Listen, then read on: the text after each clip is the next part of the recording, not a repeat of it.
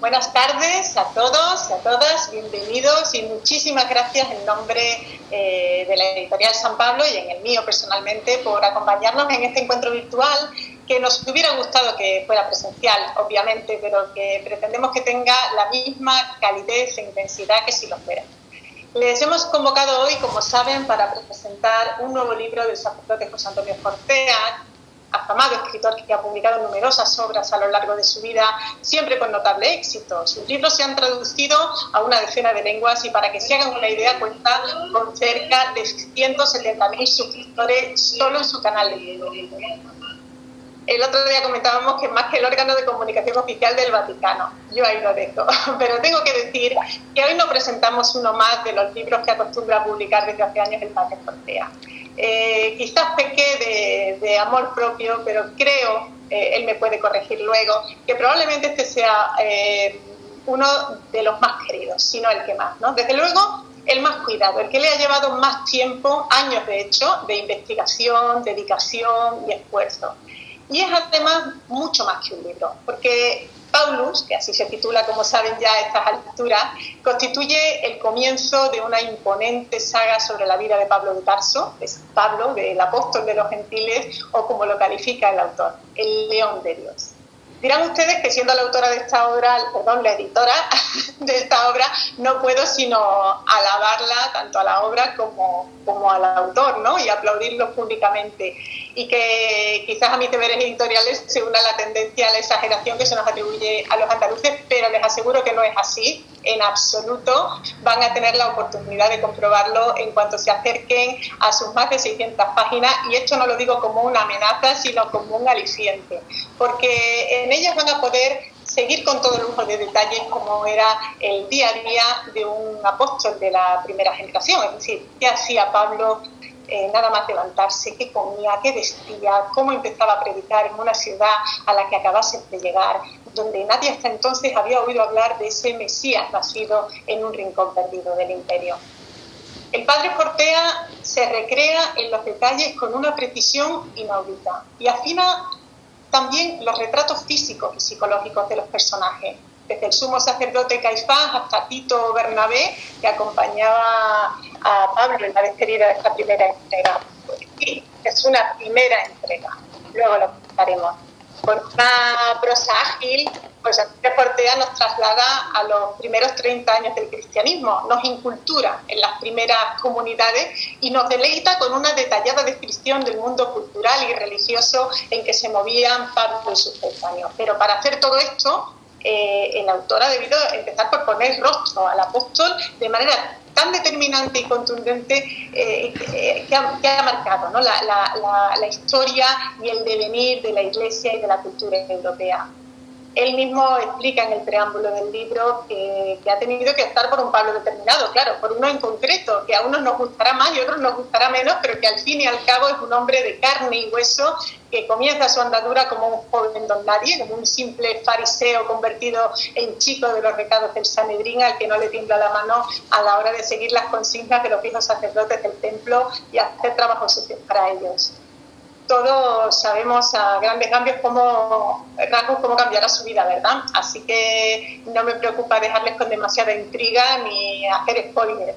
Sí que les animo a sumergirse en la realista atmósfera creada por el padre Fortea y acompañar de verdad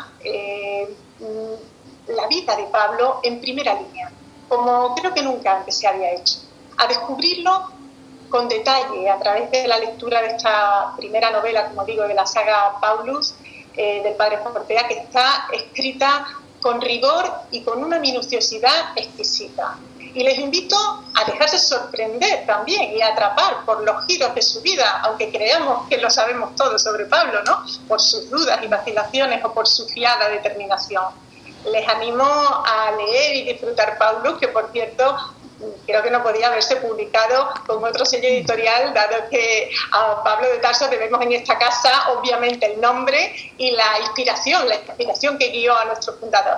pero tranquilos que no pretendo arrimar el asco a la sardina corporativa aprovechando la ocasión, ni muchísimo menos. Solo reiterar, antes de ceder la palabra a nuestro invitado, que ha sido un honor de verdad para la editorial San Pablo publicar esta, que para nosotros es la obra definitiva sobre la vida de San Pablo, cargada de verdad, aunque esté escrita en clave de ficción. Su autor luego nos contará mucho más sobre todo esto, pero cedo ya la palabra a nuestro invitado, Ferran Sáez Mateu, que como muchos de ustedes sabrán, es escritor y profesor universitario especializado en Montaigne, doctor en filosofía por la Universidad de Barcelona y profesor titular en la Facultad de Comunicación y Relaciones Internacionales de la Universidad Ramon Llull.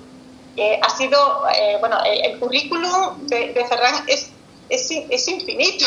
Tengo que elegir solo algunas cosas, pero cuesta escoger, porque ha sido director del prestigioso Instituto de Estudios Políticos Blanquerna, ha dirigido varios años la revista Ideas, ha sido y es colaborador de numerosos medios de comunicación como La Vanguardia, Avui, El Temps, El Diario Ara, y entre 2011 y 2015 fue el director del Centro de Estudios de Temas Contemporáneos de la Generalitat de Cataluña.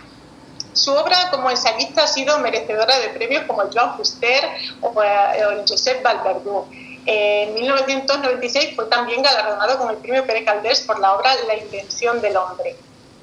Y es verdad que el grueso de su obra es ensayo, pero ha hecho también varias incursiones en la literatura de ficción y en la poesía. Y por si fuera poco todo esto, resulta que además es compositor e intérprete poliinstrumentista. Yo no sé de dónde saca el tiempo y las energías, pero obviamente es todo un honor contar con su presencia hoy aquí en esta presentación. Y vaya por delante, estimado Ferran, nuestro profundo agradecimiento. Le cedo la palabra cuando quiera. Muy amable con su presentación. La verdad es que el honor es mío, y el honor y la satisfacción. Cuando el padre Fortea me propuso participar en este acto, le dije literalmente que no hacía falta que acabase la frase porque la respuesta era que sí, ¿no? Y no es un sí, digamos, no es un sí retórico, sino un sí muy convencido, porque como antes lo has comentado tú, estamos ante una obra de envergadura, no estamos ante un librito, sino de hecho ante el inicio de una obra de mucha envergadura, y por tanto pues no estamos hablando de cualquier cosa, ¿no? Bien, yo plantearé esta presentación de la siguiente manera. Voy a citar algunos textos breves, ¿no? Para que el padre Fortea tenga bien comentarlos o esclarecerlos o como le parezca a él oportuno. Yo no sé si debo. No hace falta que presente al padre Fortea, supongo, ¿no? ¿O lo debo hacer? ¿Lo hago? No te oigo. Si soy yo... me gustan los autorretratos, pero dejaré que hagas un retrato de mi pobre persona con toda libertad. Adelante. No, pero es un retrato realmente breve, porque yo creo que hoy en día pues, que cualquier persona puede acceder al currículum, a la vida y a los milagros de todo el mundo, ¿no? El padre Fortea es una persona que nació al lado de un río muy frío, que se llama Cinca, y que desemboca donde nací yo, que es al lado del río Segre. Y eso significa ni más ni menos que nos une una amistad fluvial. Y esto es una cosa que puede decir, yo creo que muy poca gente, ¿no? Que tenga un vínculo fluvial. La gente tiene vínculos familiares y tal, pero claro, fluviales ya es otro asunto, ¿no? Posteriormente, este río, por supuesto, está en Barbastro. Pues posteriormente el padre Fortea sintió la llamada del sacerdocio, estudió en Pamplona, en el seminario de Pamplona, posteriormente se doctoró en Roma con una tesis que yo creo que es un libro de referencia en relación al problema tema del mal en general y a otros asuntos colindantes, y mientras tanto o posteriormente pues ha ido consolidando una obra que a mí me parece tremenda, ¿no? Tremenda, no solo por la extensión, sino también por esto, ¿no? Porque tiene una ambición literaria y también una ambición teológica, ¿no? Bien, dicho esto, ya ves que ya es un retrato minimalista en eso, ¿no? Dicho esto, me gustaría corregirle una cosa que dice en el prólogo. Dice: oiga, mire, este libro no tiene trama, no tiene... Oiga, no diga esto, hombre. Estamos hablando ni más ni menos que probablemente la trama más impresionante de la historia, ¿no? Y es cómo pudo suceder que un Galileo ejecutado por los romanos de una forma que ellos consideraban ignominiosa acabase expandiendo sus ideas por todo el mundo, por todo el orbe, ¿no? Y es aquí donde entra el papel de Pablo de Tarso, ¿no? Sin el cual probablemente el cristianismo hubiese sido otra cosa muy diferente, y en este sentido ahora sí que tiene trama, ¿no? Paulus, ¿qué es Paulus? Bien, a mi entender, este libro, y es tal como voy a dividir estas cuestiones que le voy a formular al padre Forteano. Este libro tiene no tres lecturas exactamente, sino tres posibles recorridos, ¿no? Uno, que ya lo ha apuntado muy bien María Ángeles, es esa especie de descripción muy puntillista, muy precisa de una época que todo el mundo cree conocer porque ha visto películas y tal, pero en realidad pues es una cosa que nos queda muy lejos y es muy compleja, ¿no? Yo la primera vez que me acerqué a ese mundo, que fue a través de una obra que también conoce el padre Forteano en francés, que se llama Rose, que se llama la vida cotidiana en la Palestina del siglo I y tal, me quedé sorprendido justamente de las cosas que no sabía. Daniel Roth se llama esta persona. Por tanto, hay un recorrido posible por esta novela, que es el de una novela histórica que contiene a un personaje histórico y en la que destaca obviamente el personaje, pero también el paisaje que lo rodea, ¿no? En segundo lugar, y esto me ha parecido, y tengo un montón de citas subrayadas sobre esto, ¿no? Me ha parecido una exploración psicológica e incluso psicoanalítica de un personaje que es lo suficientemente complejo para que sea explorado de esta manera, lo suficientemente complejo en su actitud, en su manera de actuar, etcétera, ¿no? Y en tercer lugar hay otro recorrido posible, que en este caso ya requiere, aunque la novela sea la misma, este tercer recorrido ya requiere un cierto bagaje, unos ciertos conocimientos previos, ¿no? Que es una lectura posible, el de un tratado novelado de carácter teológico, en el que vemos cómo se triangulan o cómo confluyen el paganismo, el judaísmo y el cristianismo incipiente, ¿no? Y por tanto esa lectura yo creo que es la más compleja, pero me gustaría dejar claro a los posibles lectores que esos son tres recorridos posibles, es decir, no se van a encontrar, si no lo desean, ¿no? con un tratado teológico duro, sino con una novela que a mí me enganchó desde el primer momento. Por tanto, yo creo que estos tres, digamos, caminitos que se pueden recorrer, ¿no? Vale la pena tenerlos en cuenta. Voy a empezar por el primero con una cita, y me perdonarán, pero es que tengo el libro aquí y mi memoria no llega tan lejos para poder citar de memoria, ¿no? Con la primera cuestión que he comentado, ¿no? Por ejemplo, por poner un ejemplo de esta novela histórica, en la página 164 encontrarán qué lengua hablaba bien y qué lengua hablaba regular y qué lengua no hablaba Pablo de Tarso, ¿no? O en la página 281 encontrarán qué pintaban las mujeres en esa época, ¿no?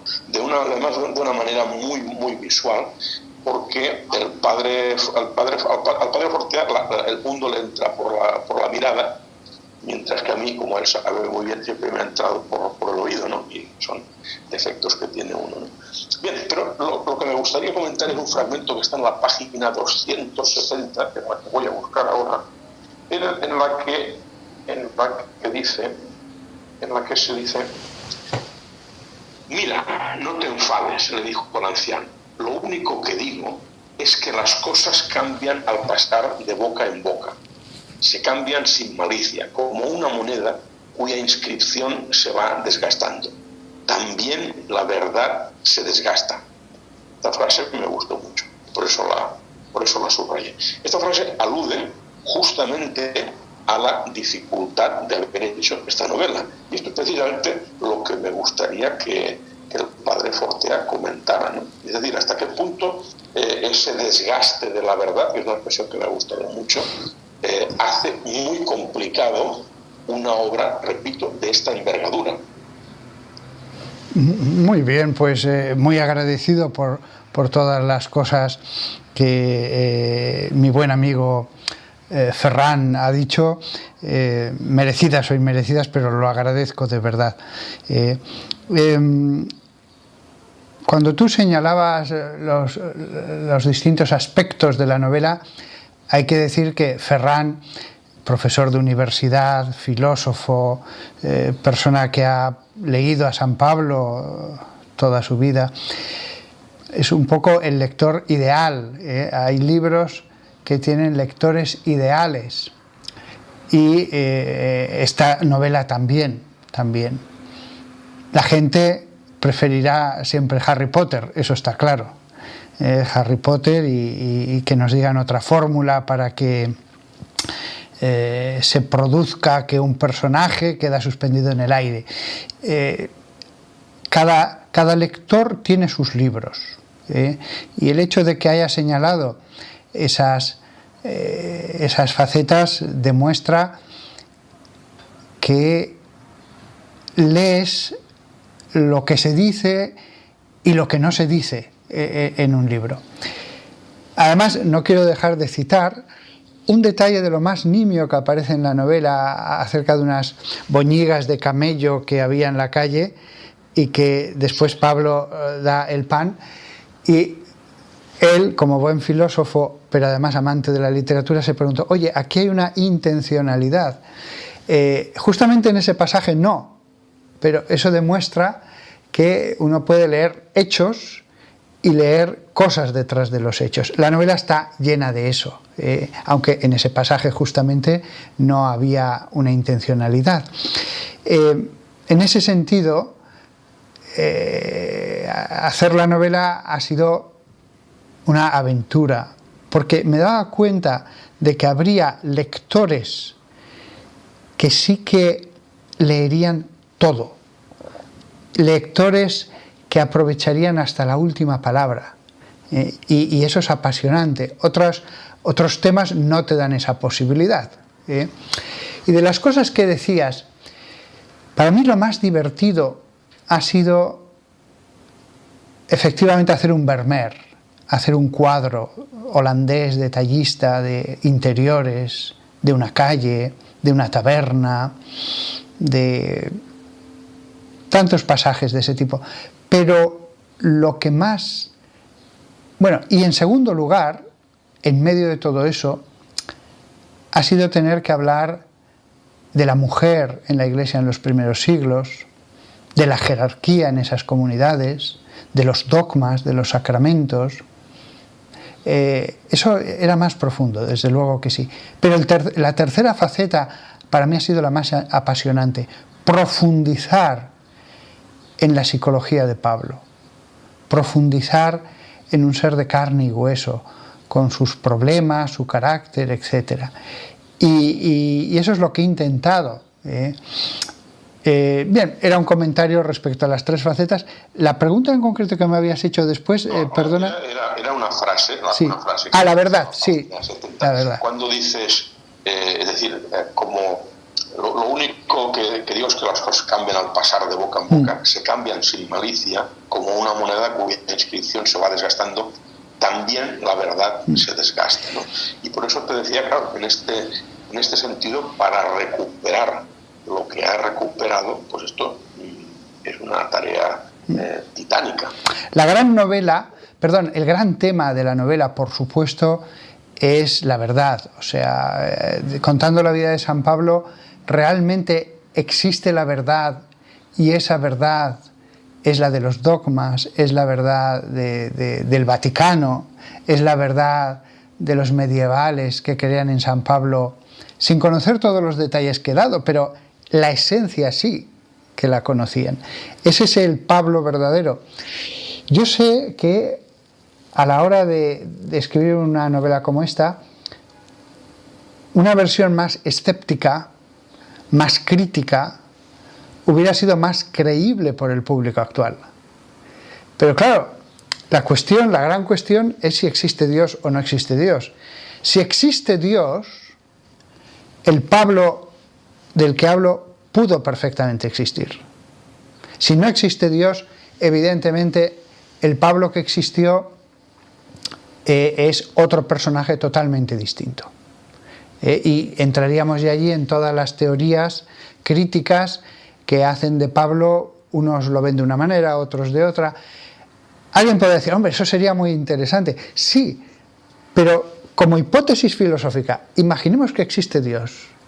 Y ese Dios es el de Trento, es el del Vaticano II, es el de los obispos del Vaticano I. ¿Podría haber existido este Pablo? Con esos milagros, con esos dones místicos. A mí me parece esa la opción más apasionante. Un Pablo sin Dios, un Pablo natural que es meramente hombre, y que cuando muera va a ser como cualquier otro personaje de su generación, era más fácil de escribir. Lo formidable es, ¿y si la historia más bella fuera la verdadera? Esa es mi Pablo, ese es mi Pablo. Y en ese sentido, las reflexiones acerca de la verdad y la crítica a la verdad católica son constantes, porque el mismo Pablo, que ayunaba, que pasaba noches sin dormir, que pasaba frío, una y mil veces se le vendría a la mente eso. Pero vale la pena matarse por todo esto. Es más, la figura de Pablo de Hechos me parecería mitologizada si no fuera porque tenemos a otros Pablos que han estado con leprosos en una isla de Filipinas en el siglo pasado, o el padre que se fue al Sáhara francés, el padre a evangelizar, Foucault, eso.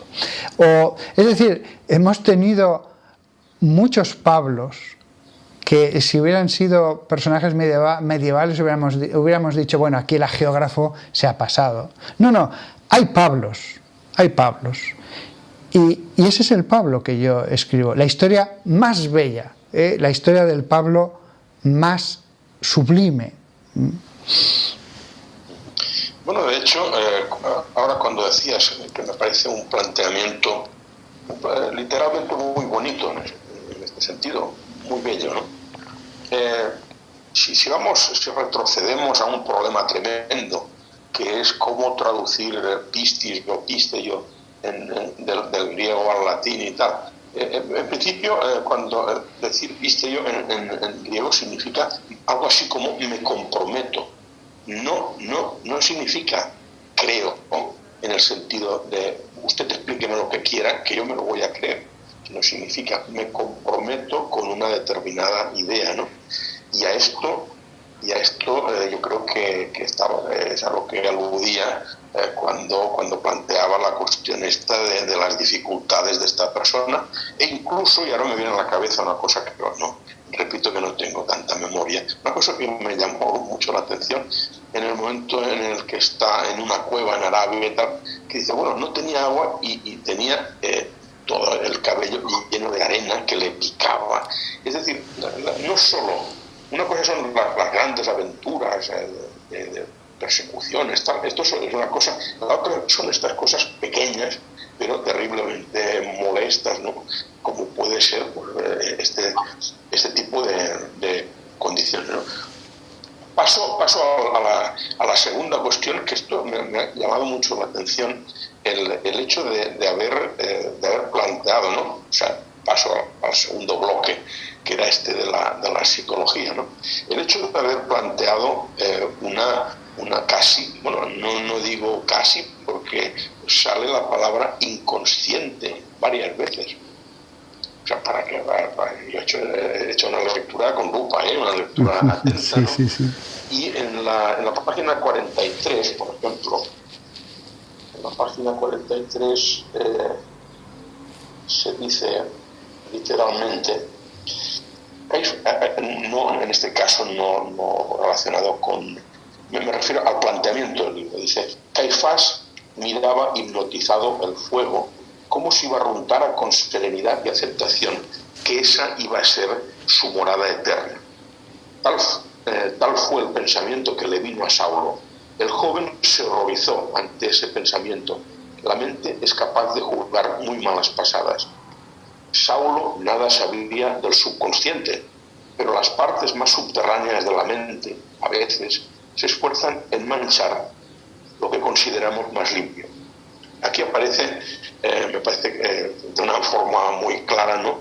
Una visión, ya tengo que eliminar el casi, una visión psicoanalítica aquí, de una escena, ¿no?, planteada desde una perspectiva psicoanalítica. Luego en la página 301 y en la página 317 vuelve a aparecer este planteamiento. Y esto, yo me dedico a la universidad y tal, y formo parte de tribunales doctorales y por lo tanto esto es de formación profesional, esto de las páginas y tal. Esto una persona normal no debe hacerlo, pero yo soy, me dedico a esto, ¿no? Me gustaría que me hablara de esto, ¿no? Es decir, de hasta qué punto esta exploración, que por fuerza va más allá de lo que conocemos históricamente, porque es una interpretación, ha vertebrado una parte importante, yo creo que, a mi entender, bastante importante de este libro, ¿no? Y cómo se ha resuelto. Sí, efectivamente te has dado cuenta de ese detalle, que no creo que muchos lo perciban, y es que una y otra vez, como si fuera una obra musical en que una frase armónica se va repitiendo, se va a repetir, pero siempre dinámica, porque no va a ser al principio igual que unos años después y que unos años después. Eso sí que van a ver, y es lógico, los lectores que se fijen en ello, no es la misma frase exactamente, hay variaciones sobre el mismo tema. Pero la frase musical que se repite es... Yo no creo en el psicoanálisis, se ha dicho de paso, no creo en el psicoanálisis, pero el psicoanálisis... Porque sé que no creen. Sí, el psicoanálisis me parece literariamente una de las cosas más fascinantes para un escritor. Casi diría que lamento que esas teorías de Freud no sean ciertas. Bueno, Freud y otro autor al que menciono expresamente en el apéndice, y pongo frases de él sacadas de sus libros. La frase que se va a repetir es: la relación, no voy a decir trauma, aunque la relación fue traumática, pero no dejó herida interior, la relación, el trauma entre el hijo y el padre, entre el seno judaico y un fariseo que cambia, Y esto, para los lectores ateos que tenga la obra, que me interesan muchísimo, por supuesto,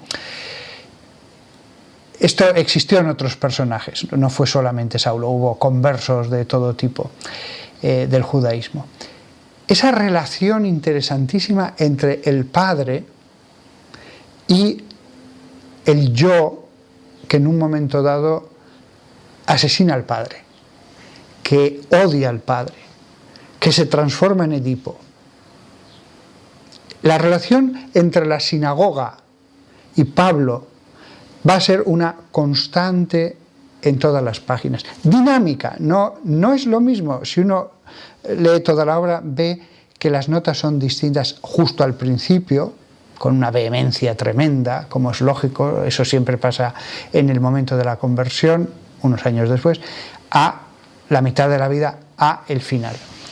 Con variaciones también, porque hay momentos en que, por ejemplo, va a Tarso, hay momentos en que vuelve a Jerusalén, etc. Ese es un tema que me parece apasionante.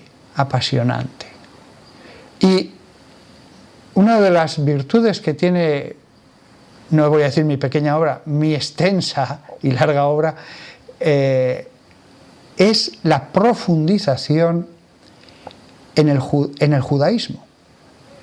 Primero, ¿qué es el judaísmo? Porque es que Pablo no deja de ser judío. Y además él lo dirá, que no deja de ser judío.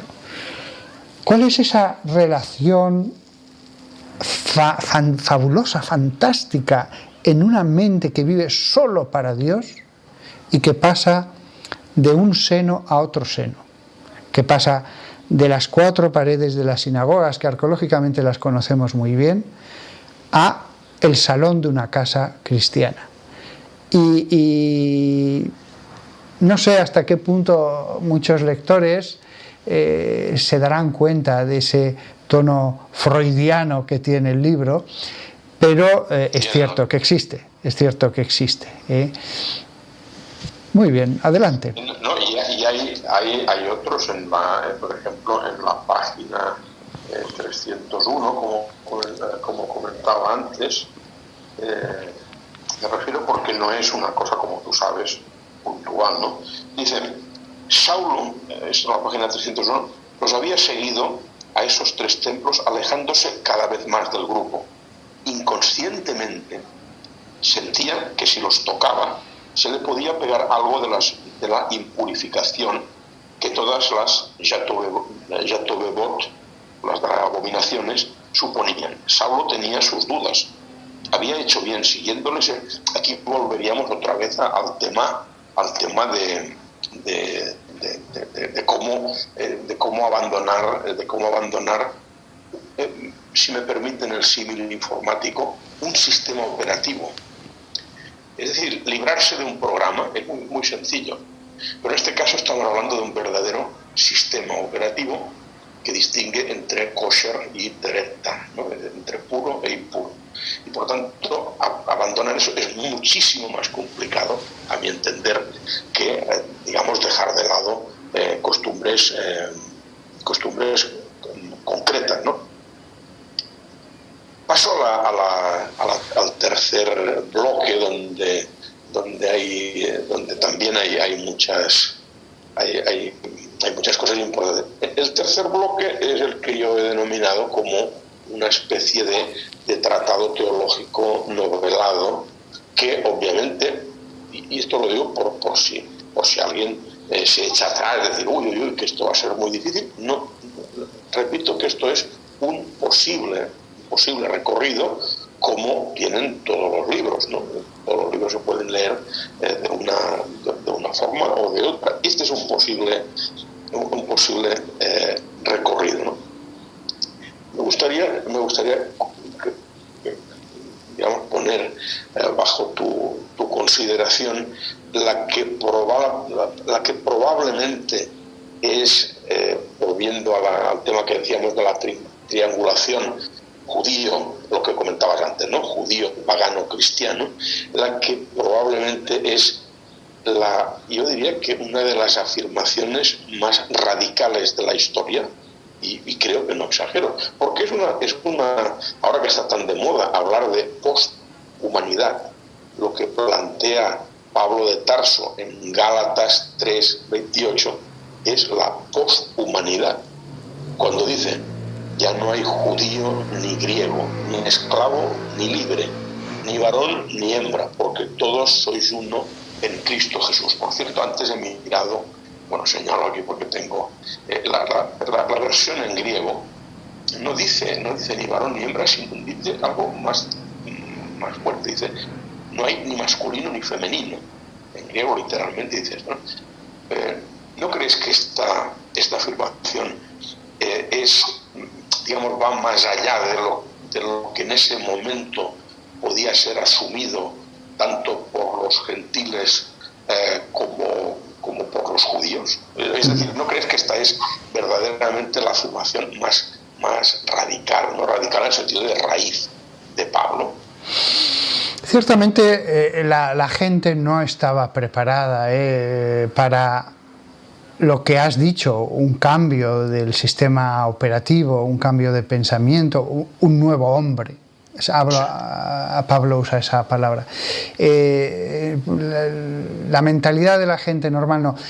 Es verdad que había corrientes filosóficas, sobre todo el estoicismo, que ellos sí que empezaron a plantear cosas que después en el cristianismo van a llevarse a plenitud.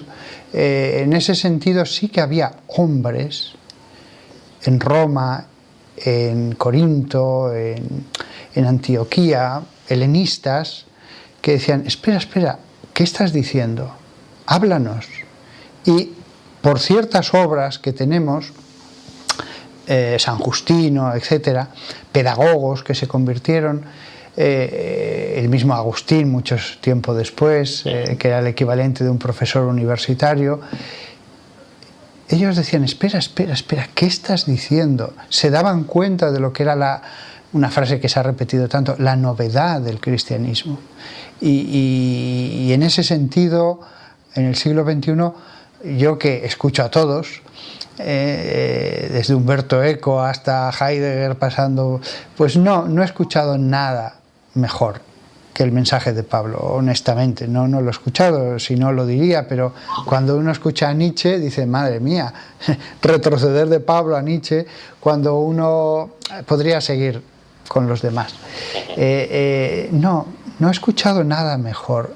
Y ciertamente Pablo le importa ya un bledo el Imperio Romano, porque le importaba un bledo eso antes como buen judío, y después lo mismo.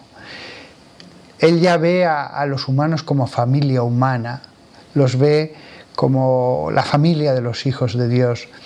No lleva al extremo las conclusiones de su pensamiento, porque en parte hubiera sido delictivo, el régimen no lo hubiera permitido.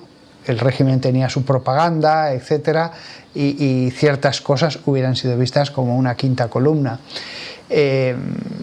Los estoicos era distinto, pero eso merecería un análisis más en profundidad, y ya solo sobre los estoicos, porque además habían tenido un desarrollo muy paulatino. Esto es como los caracoles: cuando va subiendo la temperatura no se meten en el caparazón. Los estoicos habían planteado ciertas cosas muy revolucionarias, pero muy poco a poco y muy insertados en esa sociedad. Lo de Pablo es una ruptura total. El cristianismo es realmente una ruptura, y así fue visto. Pero siempre se decía los ateos al hablar de los cristianos. No, pero también respecto al régimen, también respecto al César, que había sufrido un proceso de progresiva divinización, etc. En ese sentido tienes toda la razón. Y en el siglo XXI, con toda honestidad intelectual, no he escuchado palabras mejores que las del cristianismo. Y uno puede ir desde Marx hasta las corrientes más actuales. Pero es cierto que en el relativismo actual, en una sociedad que ya no cree en la verdad, claro, el mensaje de Pablo es salvación. Existe una verdad. El mensaje de Pablo es que existe un dogma. El dogma se ve como un yugo. No, menos mal que existe una verdad absoluta en la que podemos fundar todo. En ese sentido tienes toda la razón. Pablo da todos los elementos para lo que después se desarrollaría. Todo está allí. Eso es cierto, porque ha sido mirado con lupa. Todo está allí. Él no saca las conclusiones de todo. Y su mensaje no es de este mundo, no es un mensaje de revolución social. Pero en ese sentido tienes razón. El desarrollo, o sea, lo mismo que en determinadas religiones, cosas que van a pasar después están en la semilla inicial, están en el ADN. En el cristianismo, en su ADN está el Vaticano II. No, me refería a la idea de hombre nuevo, y en esto me remito ahora a una idea de Manuel Munier, ¿no? del padre del personalismo cristiano, que me parece muy interesante. La idea de hombre nuevo aparece también en la Italia fascista. ¿Cuál es la diferencia entre el hombre nuevo de Mussolini y el hombre nuevo de Pablo? Que en el caso de Mussolini, o en el caso de otras corrientes del siglo XX, es una realidad inmanente. Y en el caso de Pablo de Tarso requiere por fuerza una trascendencia. Es decir, renunciando a esa trascendencia, la idea de hombre nuevo, como decía Emmanuel Mounier, es muy peligrosa porque presupone la idea de hombre viejo. Y con los hombres viejos, ¿qué se hace? No hace falta acabar la frase porque acaba en Auschwitz más o menos, ¿no? Esta es la cuestión. Es decir, lo que se pone encima de la mesa es justamente el papel de esa realidad trascendente a la hora de repensar este tipo de cosas. Y hay otro personaje muy curioso que se llama Jacob Taubes, que tiene un libro que se titula La teología política de Pablo, en la que también aparece esta cuestión, ¿no? Paso a otra cuestión que también me ha gustado muchísimo, como la plantea, ¿no? Me ha gustado mucho porque además me remite a nuestro admirado Borges, que ahora si los dos lleváramos sombrero nos lo quitaríamos, ¿no? Sí. Que está en la página 519 y que me recordó, digamos, una cosa muy breve de Borges que está en El Hacedor, ¿no? Y dice así: qué distinto sonaba ese Jesús y sus palabras a los antiguos dioses frigios de la zona, misteriosos, pero sin mensaje alguno que ofrecer. Estatuas hieráticas que concedían favores, pero de cuyos labios no salía ninguna respuesta acerca del sentido de la vida, y mucho menos una doctrina de bondad, una verdad que diera esperanza a la existencia. Sus dioses eran vengativos, se los podía invocar para castigar. Lo que decían esos apóstoles era bello, sonaba a una belleza siempre ansiada.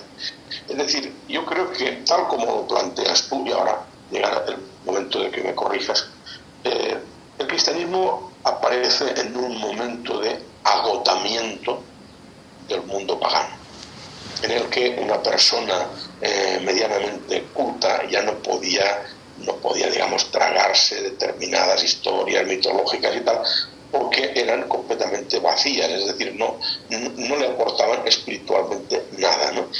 Y esto es lo que quería preguntarte, ¿no? ¿Tú crees que ese trasfondo de sustitución de una realidad mortecina, ¿no?, o agónica, tuvo que ver, fue importante en el proceso que comentamos, o que el proceso que explicas en este libro?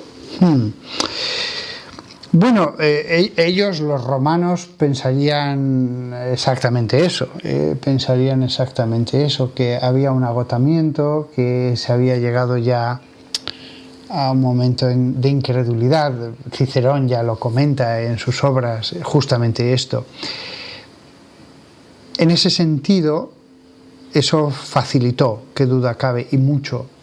De otro modo se hubieran encontrado una resistencia mucho más fanática, mucho más dura, mucho más nacionalista por el tema de la religión. Al mismo tiempo, es cierto que estaban floreciendo y con muchísima vitalidad, con mucha fuerza, todos los movimientos de las religiones mistéricas, pero con mucha fuerza. También es cierto que, así como Grecia había sufrido una decadencia incluso intelectual, además de económica, aunque eso también hay que matizarlo, porque en términos absolutos Grecia había seguido creciendo. Lo que había pasado era el esplendor helenocéntrico que tuvieron durante un tiempo, pero las ciudades, todo se siguió desarrollando, el comercio siguió floreciendo, pero esa sensación de cansancio, de tal, en lo religioso sí que existía. Lo que pasa es que lo otro también estaba apareciendo. El meterse en esa franja les permitió predicar. No hubiera sido posible en el primer momento de la República en que no hubieran admitido predicadores.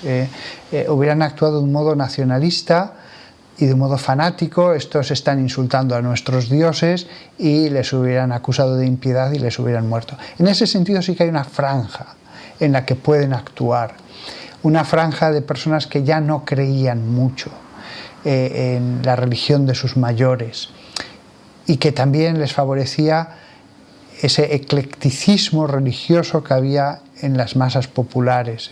Se podía creer un poco en todo, y así era. En ese sentido, la plenitud de los tiempos en que aparece el cristianismo es un momento óptimo. Si existe Dios, no aparece el cristianismo en cualquier momento, aparece cuando tiene que aparecer, en cuanto a comunicaciones, en cuanto a unidad política para poderse trasladar, en cuanto también a esto que acabas de decir. Esto que acabas de decir es una cosa que puede parecer como en un organismo, un órgano pequeño, pero claro, es que en la época del comienzo de la República o durante las guerras púnicas hubieran sido procesados por impiedad. Alguien me dirá, bueno, pero también se introdujo el culto a Cibeles y tal. Bueno, se introdujo solamente aquellos cultos que por unas determinadas razones eran aceptados. Los demás no, y de hecho quedan testimonios de persecución de algunos otros movimientos. Así que sí, estoy de acuerdo, hubo un cansancio, una franja, una grieta en la que ellos se metieron. Margaret Yourcenar habla de esto maravillosamente bien. Dice, los dioses no existían y Cristo no había llegado todavía. Es cierto, el cristianismo aparece en el momento justo, y aún así lo que costó, a pesar de estas facilidades. Esto solo un apunte, porque yo no sé, esto María Ángeles lo dirá, yo no sé el tiempo que disponemos y tal, lo digo. Te agradezco el pie porque estaba a punto de... Por eso. No, es que ya he dicho antes que soy muy neurótico, y esto de la puntualidad, pues... Nada, fenomenal. Me lo están poniendo muy fácil. Tenemos todavía margen, pero es verdad que hay bastantes preguntas en el chat y sería una pena que no diera tiempo a contestar. Entonces, lo que podemos hacer, Ferran, si le parece, es que si usted quiere comentar algo... No. Que Ferran comente algo, porque los que estén ahora mismo conectados están escuchando al lector ideal, al libro que se entrega al lector como iba a poner un ejemplo del Cantar de los Cantares, pero no. En ese sentido, si tienes alguna cosa que comentar, te escucho, porque en el arte de preguntar hay más inteligencia a veces que en el arte de contestar. A veces el lector sabe más que el autor. A veces el lector aprovecha un texto en matices que ni se le pasaron por la cabeza al autor. En ese sentido, por favor, si tienes algún comentario, pregunta, juicio, glosa que hacer, por favor, hazla, porque para mí es un deleite escucharte. Lo que lamento es no haberte tenido al lado cada vez que escribía un capítulo para decir, a ver, háblame. Creo que ha quedado mejor yo creo que nos hemos de ceñir a lo que pregunten lo que consideren oportuno las personas que están escuchando, ¿no? Ha sido un deleite para todos escucharle, Ferran, y espero que siga interviniendo a lo largo de lo que nos resta de presentación. Pero sí que creo que puede ser interesante añadir a este maravilloso diálogo que están manteniendo algunas de las preguntas que han lanzado los lectores con bastante conocimiento de la obra y de la trayectoria del padre Fortea y con también bastante inteligencia de buen lector. Así que, Álvaro, si te parece, sí, nos vas lanzando algunas de esas preguntas. Pues buenas tardes, padre Fortea, buenas tardes. Muy buenas. Vamos a empezar, yo creo que por orden, porque ha habido un poco de todo, así que vamos a empezar por orden. Pregunta José Francisco de Pedro: sé de su afición por las biografías narradas en primera persona, como La tempestad de Dios o incluso Las corrientes que riegan los cielos, al estilo Yo, Claudio. ¿Estuvo tentado en algún momento de hacer ese tipo de novela con Paulus, o se decantó desde el principio en la narración, llamémosla, externa de la vida del apóstol? Bueno, en este caso no podía ser en primera. A mí me gustan en primera persona, que hable el retratado, la novela como un retrato. Pero en este caso no podía ser porque había que dar muchas explicaciones. Y esa fue la única razón por la que me decanté porque hubiera un narrador omnisciente que además daba explicaciones con términos actuales, porque si no era muy complicado que en algunas cosas se aclararan los lectores, porque usar medidas, etcétera, de la época, pues no era tan fácil. Así que tuve que hacerlo con un narrador, cosa que lo veo positivo para cuando fuera conveniente dar una explicación. De tipo social, de tipo económico, lo que fuera. Bien, en relación con la primera persona, también, y de alguna manera con usted como autor, hay dos preguntas relativamente parecidas. José Francisco de Pedro comenta que encuentra varios paralelismos entre su historia personal y San Pablo. Ambos tuvieron un encuentro particular con el Señor, que les dio un vuelco en sus vidas. Usted es teólogo de profesión, San Pablo fue el gran teólogo de la Iglesia primitiva. Usted ha emprendido viajes para llevar el Evangelio a lugares. ¿Cuánto hay del personaje de San Pablo inspirado en la vida personal del padre Fortea? Y a la vez, ¿batalló usted para que el Pablo de su novela no fuera una autobiografía? Esta última parte de la pregunta, esta pregunta la hace Mario Espinosa. No batallé para que no fuera una autobiografía, eso desde luego quise meterme en él, pero sí que es verdad que me siento muy identificado en muchas cosas porque, pues, lo que acaba de decir usted, él era teólogo, era predicador, era pastor, viajaba, etc.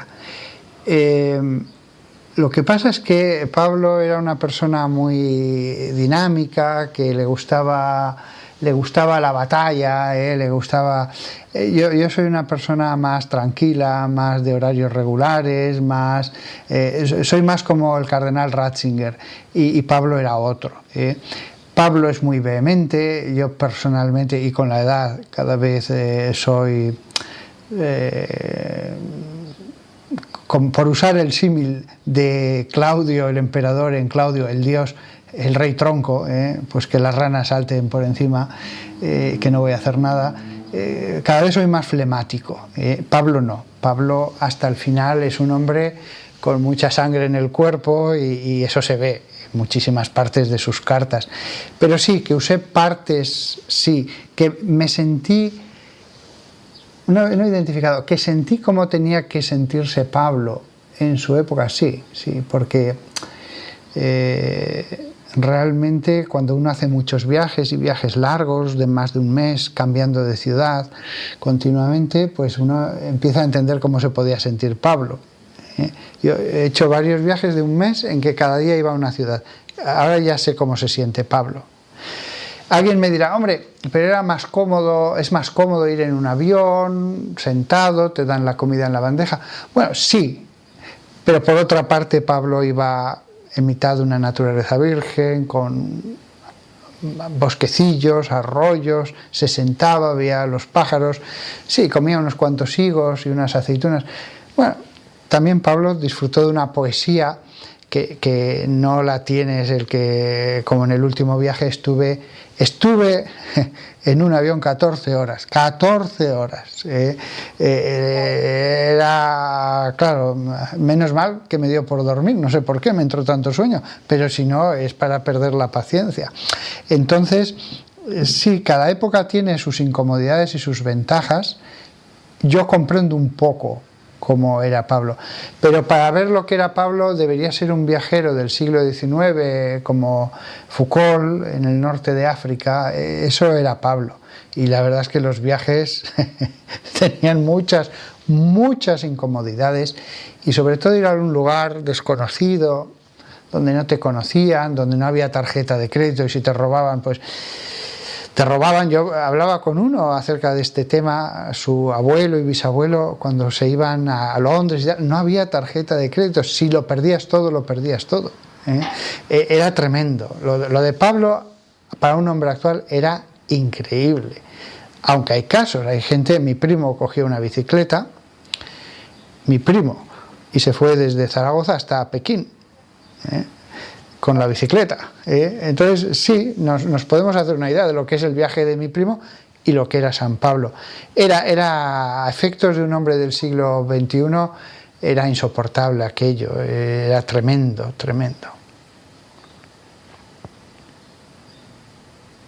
Una pregunta más de tipo práctico, relacionar el tiempo y la dificultad de este libro en concreto. ¿Cuánto tiempo le ha llevado a escribir el libro? ¿Cuál ha sido la mayor dificultad para hacerlo?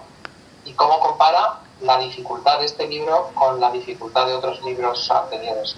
Sí.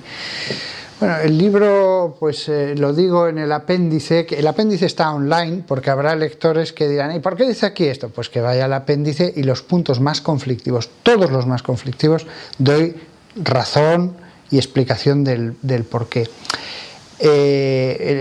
No quiero ahora equivocarme, pero han sido 10 años, si no recuerdo mal, los que me llevó, pero trabajé primero unos meses, en la segunda redacción otros cuantos meses, en la tercera más meses, pero en la cuarta han sido ya un año entero. Había empezado un mes o 2 meses antes del coronavirus. De pronto se cierran todas las iglesias, la capilla se cierra, yo mismo tengo que celebrar la misa en casa porque tengo el coronavirus. Hay curas por todas las parroquias porque todo el mundo está encerrado en su casa, con lo cual no me necesitan para nada. Siempre tenía que hacer sustituciones y cosas, pues ahora ya no, con lo cual tuve todo el tiempo del mundo, salvo mi tiempo de oración y las veces que subía al hospital a dar la unción de los enfermos. Bueno, había días que subía 3 veces. Tenía todo el tiempo. Me convertí en un cura en aquellos días terribles del principio del coronavirus, dedicado a dar unción de los enfermos, a todo el mundo. El resto del tiempo, salvo mi oración, pues el libro, un año entero. En ese sentido, solo alguien célibe que no tiene que mantener a una familia puede escribir una novela así. ¿Qué fue lo más difícil? Lo más difícil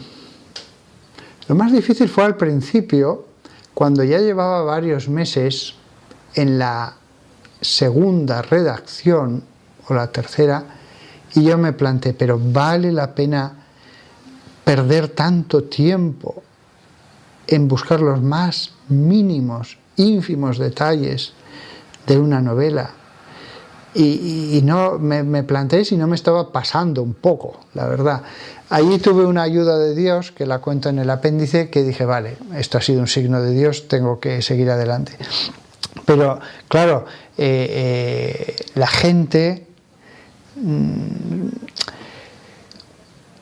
solo los entendidos podrán darse cuenta de cómo tal detalle solo lo logro saber después de llamar a un amigo que es profesor de griego y hacerle tal pregunta, y ese amigo me dice, no, esto tienes que consultárselo a otro amigo mío que ha hecho la tesis sobre tal zona de Babilonia.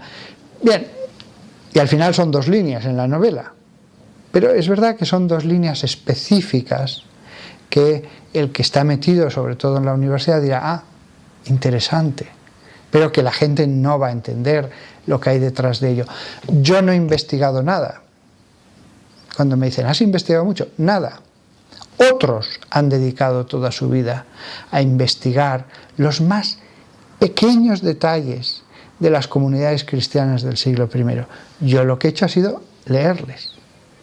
Libros, artículos, conferencias también, que hoy día existen grabadas, y he llegado a una conclusión. Yo no he investigado nada.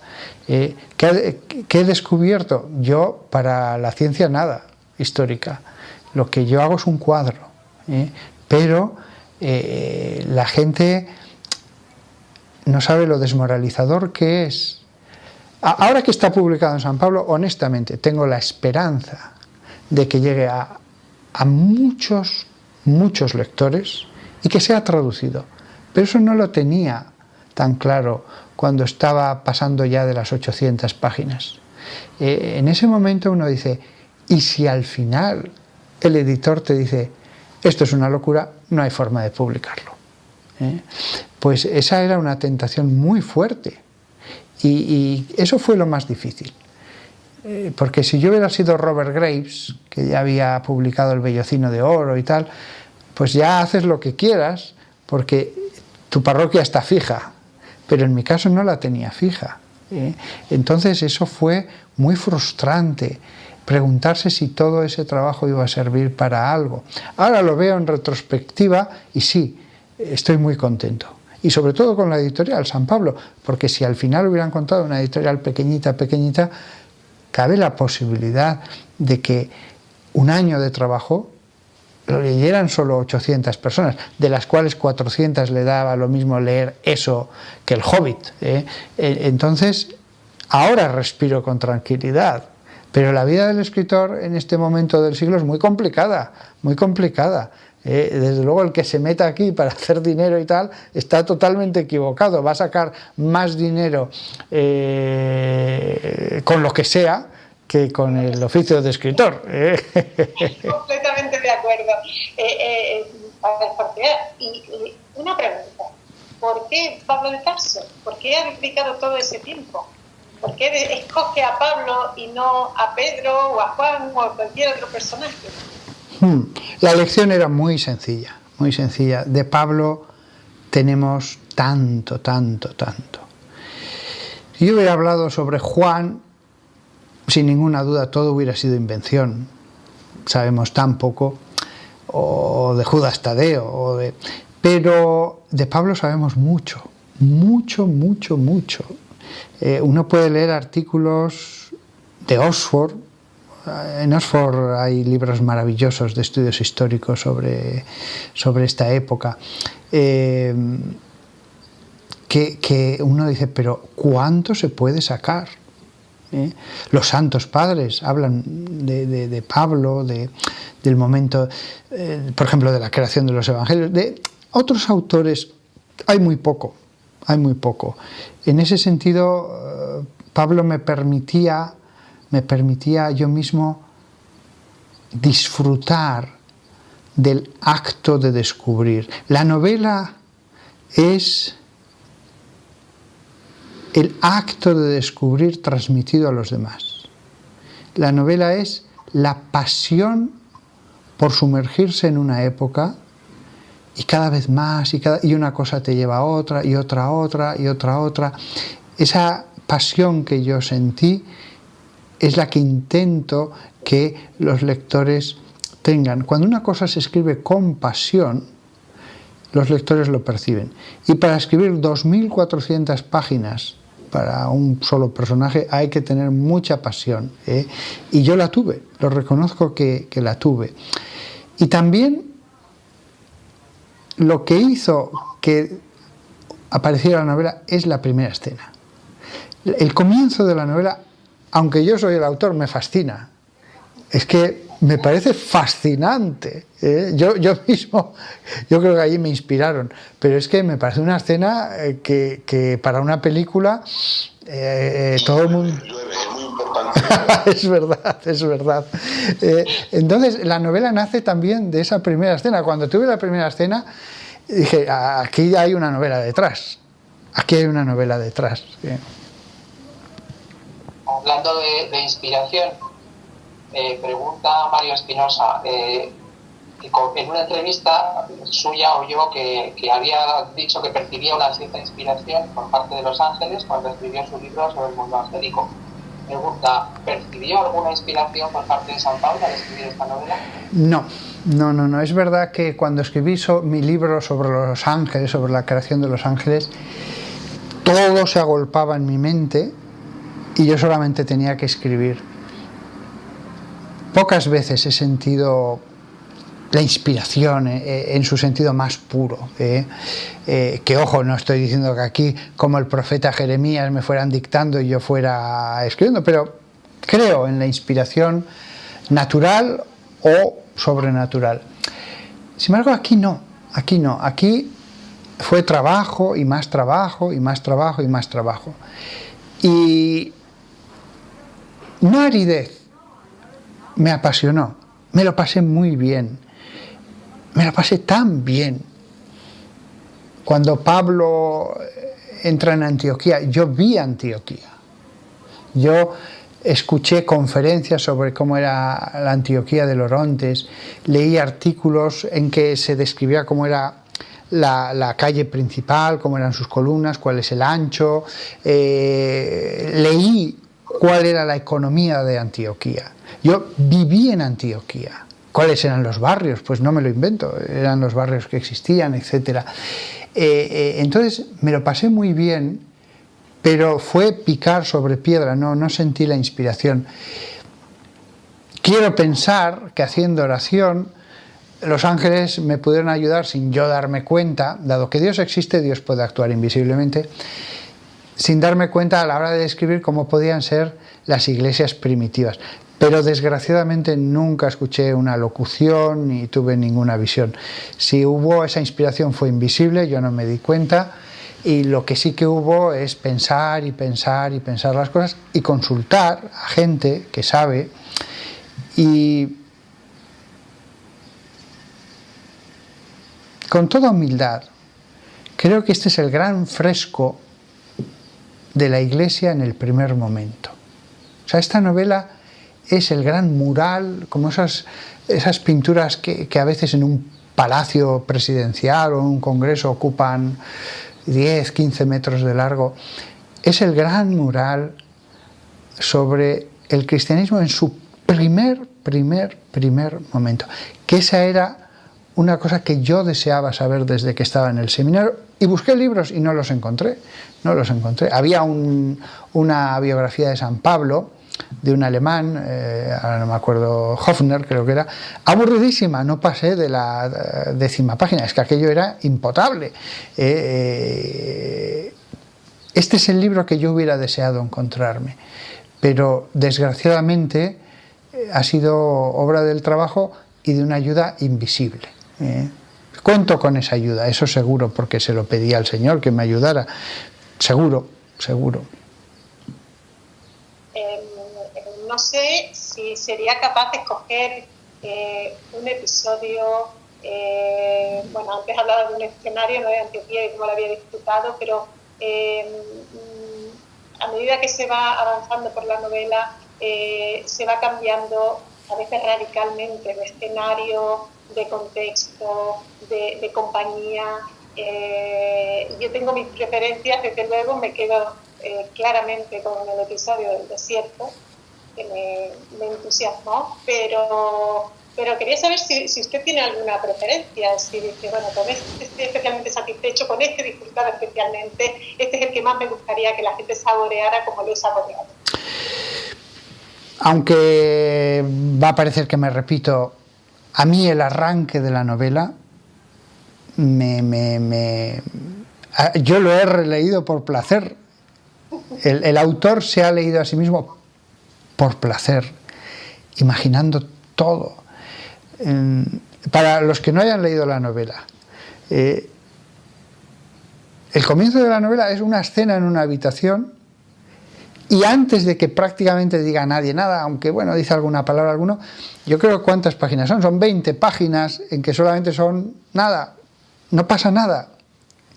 Pero ahí está Caifás, el que ha matado, aunque no lo haya hecho con sus manos, a el que muchos pensaban que era el Mesías. Y ahí está, y eso podría explicar por qué pienso así, un segundón de una familia buena, de comerciantes, sin herencia, que al final ha sido enviado a estudiar lejos, a Jerusalén, para ser fariseo. Y que se le encarga una cosa tremenda, que es la persecución policial. Podríamos decir que esta es una película policial, si fuera una película, la persecución policial de unos disidentes. Claro, es una escena apasionante, es una escena apasionante. ¿Cómo era además la habitación de un sumo sacerdote?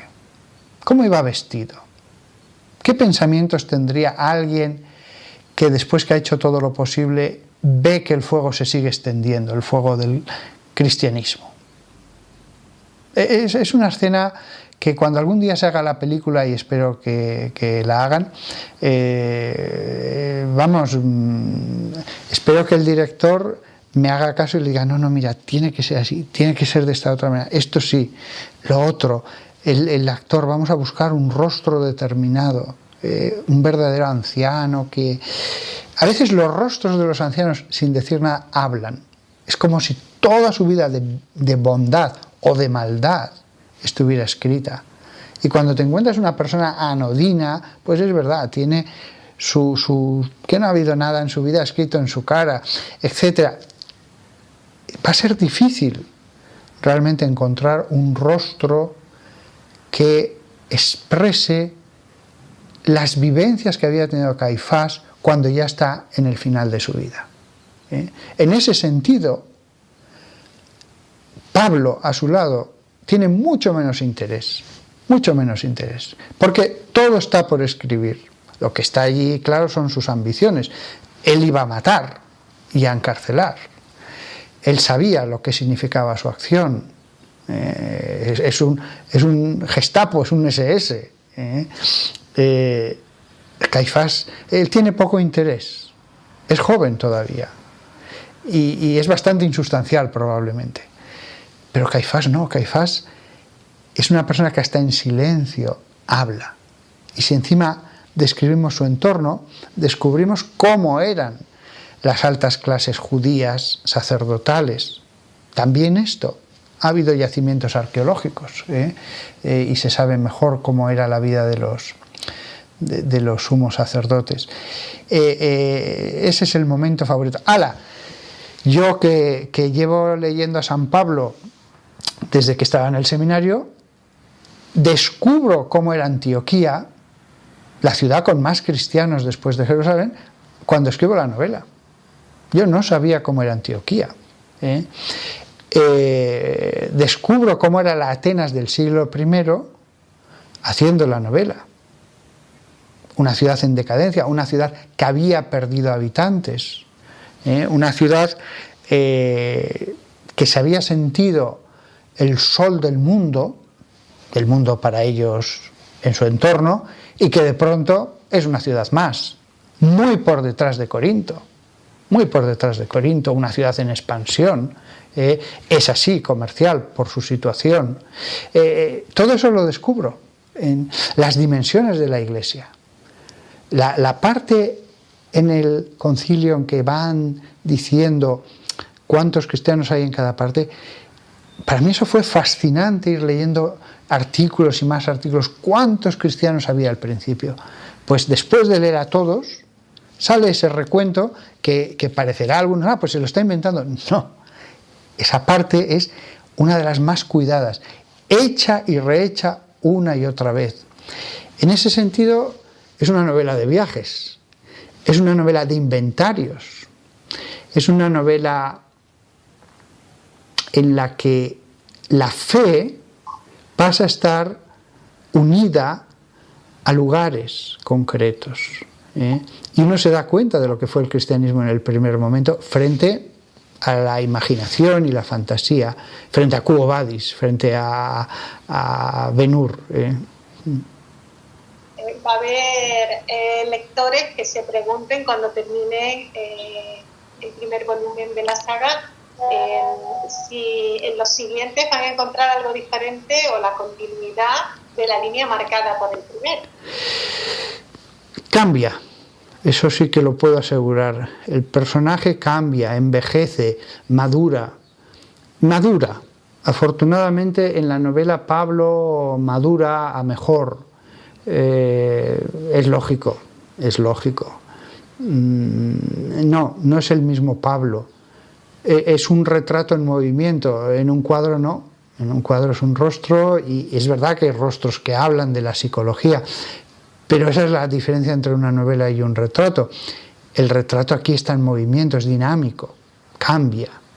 Y no, en ese sentido, la Iglesia va a cambiar. No es lo mismo la Iglesia de cuando Saulo es un joven en Jerusalén, que 30 años después.